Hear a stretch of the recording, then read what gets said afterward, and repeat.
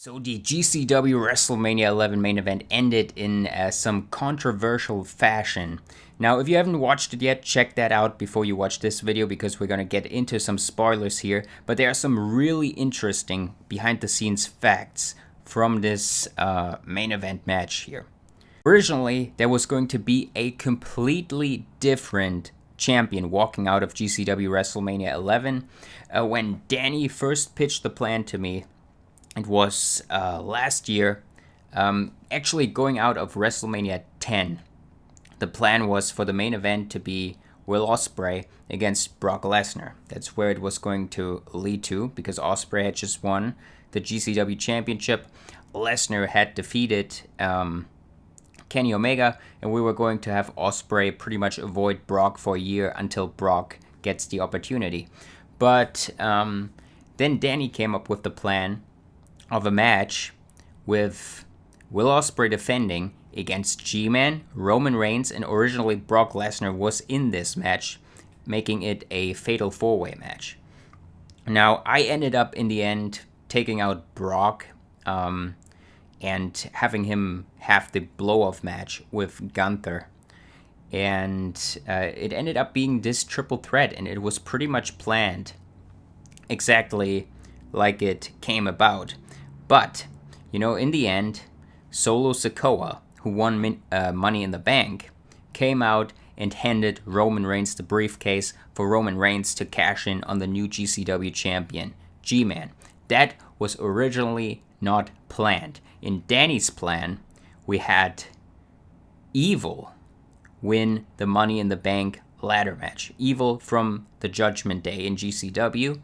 And Jeff Hardy and Edge would have still lost the tag team championships, but in the end, Evil would have given Jeff Hardy the Money in the Bank briefcase, and Jeff Hardy would have cashed in on G-Man and won the GCW championship. Because it would have made sense, because G-Man came into GCW to defend Danny, who got attacked by Jeff Hardy, and that's how he came in at the first place. And they had the lockdown match a couple years ago in G-Man's debut, and it would have been kind of interesting to see them run things back. But in the end, we had some concerns, because Danny, you'll hear him say it on commentary, Jeff Hardy is not a good wrestler. Now, I wouldn't necessarily agree with that, but the version of Jeff Hardy that we used, the Antichrist, is a really great character, but for matches, he doesn't really make, really entertaining matches. And for him being GCW champion, he would need to headline pay-per-views and, pull out great pay-per-view matches. And we were just concerned about that, being not a good thing for Jeff Hardy to defend the championships in the main events of pay-per-view. I do think that Jeff Hardy as a face could be world champion, because he has that more extreme style. You can kind of use him like a Darby Allin doing crazy things. For that, he would kind of make interesting matches, but for the heel, he kind of tries to avoid doing all the high-flying and crazy stuff. So I just didn't think it would be good for Jeff Hardy to hold the belt either, even though I really, really wanted the Antichrist character to hold the championship. It's just concern about the matches and people being disappointed in main events with Jeff Hardy in it. Now, then I came up with the plan to still do the Money in the Bank cash-in, but we needed someone else, right? So I was thinking, how great would it be if Roman Reigns cashes in Money in the Bank after G-Man wins the title? Because we started the feud with G-Man and Roman Reigns costing him, taking him out, injuring him, all that kind of stuff. But if G-Man just wins the GCW Championship at WrestleMania, that feud is pretty much done for, in my opinion. Like, would Roman come after him again and try to injure him again or whatever? It just doesn't really make much sense. But Roman, how he cashed in the end, I think that takes that story between G-Man and Roman to the next level. But obviously it was a problem because, how can we put Roman in the Money in the Bank ladder match when he's main eventing WrestleMania? So I kept thinking that we could have Solo win the Money in the Bank briefcase for him.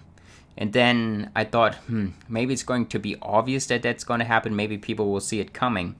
So during the United Empire Bloodline match, I kind of started these little things where it looked like that Solo and Roman are not getting along. So I tried to add that in for people to think, oh, maybe Solo is going to win Money in the Bank, and then he's going to, in the end, cash in on Roman Reigns, who wins the main event. So I kind of wanted to have that there as, to confuse people a little, because I really don't like if the ending of a WrestleMania is very predictable, even though it would be great, like, story-wise and stuff like that. Like a lot of people thought, okay, G-Man is winning the belt and that's going to be it. There's not going to be much of a surprise there. But I thought in the end how we did it, I actually really, really enjoyed it. And obviously there are other reasons as well why we didn't put the belt on G-Man here. Because in the end, you've heard me talk about it before, but we need to make money on the channel as well. And unfortunately, Roman Reigns is more of a draw than G-Man, than unique storylines. People rather watch the WWE stuff. And that's just unfortunately how it is. Maybe we can, with the hardcore fans of GCW one day, we can get the Patreon up to where we don't have to worry about, pleasing the masses anymore. But, to keep GCW running, we unfortunately have to please the masses, or, the hardcores need to come together and support what we do on Patreon more. It just, I'm just trying to keep GCW alive. It's not about getting rich or whatever. It's just like keeping this thing running, and Roman Reigns is the right choice for that. But also, like, let's say that was completely out of the window. I think it makes for a great story now, that everything that has happened with G-Man and Roman Reigns, him taking G-Man's big moment away again in the main event of WrestleMania, G-Man finally getting there and Roman just stripping it away from him. I think it makes that G-Man and Roman feud, that is, it's pretty likely that it will continue in some way, right, over the next years.